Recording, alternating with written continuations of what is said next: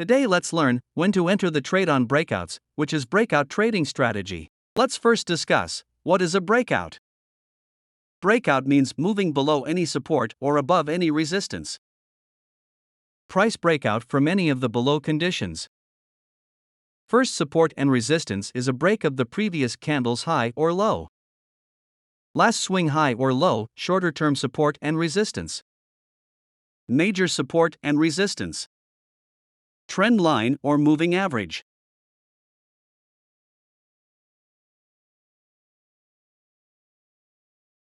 There are four main factors that you should consider before entering the trade.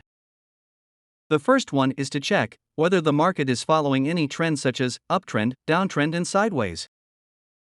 Then the second thing is, there should be no support or resistance immediately after the breakout. Then the third thing is whether there is consolidation formed at support and resistance area. Then the fourth thing is when there are higher lows into resistance or lower highs into support level, which means forming like a ascending triangle pattern. Because if there were strong selling pressure at resistance, the price should have fallen quickly. The fact it didn't tell you that buyers are willing to buy at higher prices and thus forming higher lows into resistance. Visually, it looks like an ascending triangle. Here's an example. Fine. Now, let's see when to not enter or avoid the breakout trading. Don't trade breakouts when the market is far from support or resistance.